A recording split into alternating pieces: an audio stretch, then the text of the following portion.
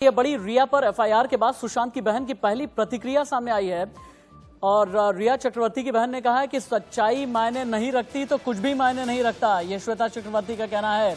Police report आने के बाद सीबीआई जांच की मांग कर सकते हैं। ये रिया पर एफआईआर के बाद सुशांत की बहन ने कहा है कल पिता ने सुशांत की दोस्त के खिलाफ दर्ज कराई थी एफआईआर और पुलिस रिपोर्ट के बाद सीबीआई जांच की मांग कर सकते हैं, ऐसा श्वेता का कहना है। क्या रिया की वजह से सुशांत ने खुदकुशी की? रिया पर एफआईआर के बाद सुशांत की बहन की पहली प्रतिक्रिया सामने आई है और सुशांत के पिता ने रिया पर कई आरोप लगाए थे। 2019 से पहले जब मेरे बेटे सुशांत कोई भी दिमागी परेशानी नहीं थी तो फिर रिया के संपर्क में आने के बाद अचानक क्या हुआ, ये सुशांत के पिता ने आरोप लगाया था और सुशांत की बहन की ये पहली प्रतिक्रिया सामने आई है। सच्चाई माने नहीं रखती तो कुछ भी माने नहीं रखता। सुशांत के पिता ने यह कहा था कि सुशांत का दिमागी इलाज चल रहा था तो हमसे कोई लिखित या मौखिक इजाजत क्यों नहीं ली गई? जब कोई मानसिक रूप से बीमार होता है तो उसके सारे अधिकार उसके परिवार के पास ही होते हैं। इसकी जांच करवाई जाए। जिन डॉक्टर्स ने रिया के कहने से मेरे बेटे सुशांत का इलाज किया है, मुझे लगता है कि ये डॉक्टर भी रिया के साथ इस सारे षड्यंत्र में शामिल थे। यह भी आरोप लगाया गया था। जब रिया को पता चला कि सुशांत की मानसिक हालत नाजुक चल रही है तो इस हालत में उसका ठीक तरीके से इलाज नहीं कराया गया। इंडिया न्यूज संवाददाता अभिषेक शर्मा मेरे साथ इस वक्त जुड़े हुए हैं लाइव मुंबई से। अभिषेक, सुशांत आत्महत्या मामले में सुशांत के पिता ने जो भी एफआईआर उनके जरिए दर्ज कराई गई है रिया के खिलाफ और उसके बाद सुशांत की बहन की ये पहली प्रतिक्रिया के मायने क्या हैं और असल में सुशांत की बहन कहना क्या चाहती हैं?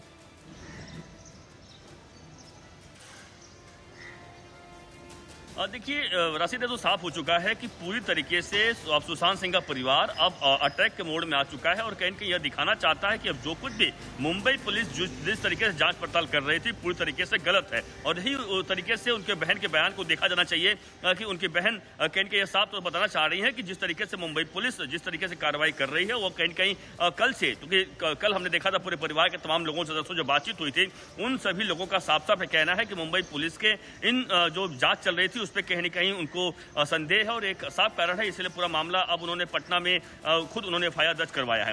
तो लेकिन आज आपको इसके अलावा इसके और बड़ी खबर दे दूं आपको कि देखिए जो रिया चक्रवर्ती है वो लगातार लीगल टीम यानी लगातार वकीलों से लगातार मीटिंग कर रही है। देर रात तक कई घंटों तक उन्होंने बड़े वकीलों के साथ एक बड़ी खबर आ रही है अभिषेक, आपको रोकना पड़ रहा है। एफआईआर के बाद रिया ने की है अपने वकीलों से बात, आपने बताया, लेकिन अग्रिम जमानत की अर्जी दाखिल कर सकती है रिया चक्रवर्ती। सुशांत के पिता ने दर्ज कराई है रिया के खिलाफ एफआईआर। सुशांत की दोस्त रिया पर पिता ने सवाल उठाए हैं। एंटीसिपेटरी बेल के लिए अप्लाई कर सकती हैं रिया चक्रवर्ती। एक बार फिर से अभिषेक के पास में चलते हैं। टेक्निकली क्या एंटीसिपेटरी बेल मुनासिब है, संभावित है रिया के लिए? कानूनी जानकार क्या कहते हैं?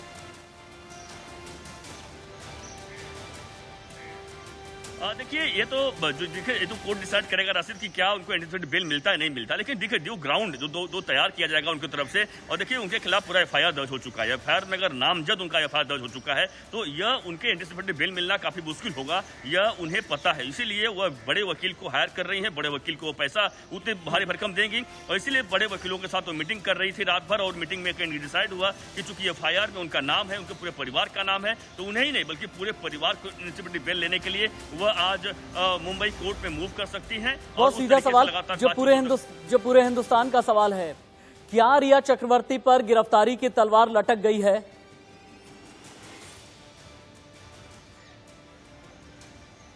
बिल्कुल, देखिए इसमें कोई दो मत है ही नहीं है राशिद कि उनके ऊपर गिरफ्तारी तलवार अटक गई है, बिल्कुल अटक गई है, क्योंकि देखिए बिहार पुलिस भी यहाँ पर साथ मौजूद है और मुंबई पुलिस तो पहले से इंक्वायरी कर ही रही है। अब मुंबई पुलिस पे दबाव ज्यादा बढ़ गया है क्योंकि बिहार पुलिस यहाँ मौजूद है, तो मुंबई पुलिस को कहीं उन्हें सहकार करना पड़ेगा, उन्हें कोऑपरेट करना पड़ेगा बिहार पुलिस को और बताना पड़ेगा। हो सकता है कि बिहार पुलिस कहे अगर एंटीसिपेटरी बेल उन्हें नहीं मिलती है और एंटीसिपेटरी बेल का जो प्रोसेस होता है हो सकता है वो ना हो तो बिहार पुलिस उन्हें गिरफ्तार भी कर सकती है, क्योंकि देखिए यह जो मामला है वह अरेस्ट वाला है और जाहिर सी बात है कि इसमें तुरंत बेल मिलना जाहिर सी बात है बहुत मुश्किल होगा एंटीसिपेटरी बेल मिलना। लेकिन हाँ, क्या अभी रिया चक्रवर्ती मुंबई में ही है कर सकता है या रिया मुंबई से बाहर है?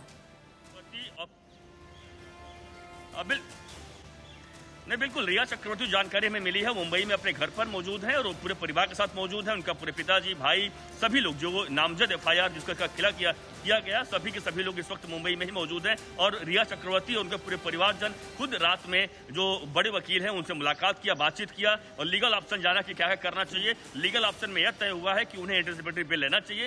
एंटीसिपेटरी बेल अगर मिल जाती है तो गिरफ्तारी तलवार जो उनके पर लटक रही है वह गिरफ्तार नहीं होगी, कम से कम वह आगे की बातचीत होगी। लेकिन अब कोर्ट डिसाइड करेगा, जाहिर सी बात है गिरफ्तार की उन्हें। ये बताइए कि एफआईआर से पहले जांच की आंच और आंच की जद में कितने लोग हैं, और गिरफ्तारी की तलवार अगर रिया चक्रवर्ती पर लटक रही है तो फिर मुंबई पुलिस अभी तक क्या कर रही है, और एंटीसिपेटरी बेल के लिए क्या आज ही अप्लाई कर सकती हैं रिया चक्रवर्ती?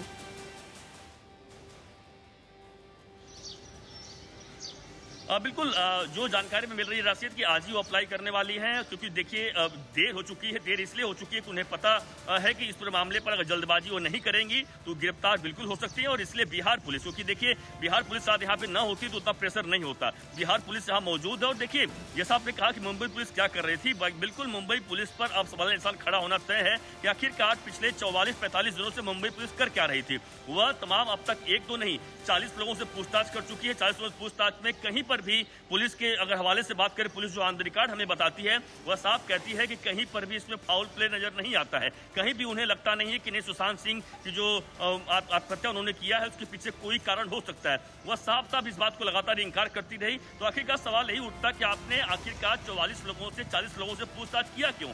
तो यह एक बड़ा सवाल खड़ा होगा। यही वजह है कि लगातार हर कोई डिमांड लगातार कर रहा था सोशल मीडिया के जरिए, बड़े एक्टर्स हो या फिर छोटे एक्टर्स हो, हर कोई डिमांड कर रहा था कि इस पूरे मामले की जांच सीबीआई को सौंप दिया जाए, क्योंकि मुंबई पुलिस। ठीक है अभिषेक, अभी के लिए आपका शुक्रिया अभिषेक, लेकिन आगे अपडेट्स आएंगे तो आपके साथ दोबारा मैं जुड़ने की कोशिश करूंगा।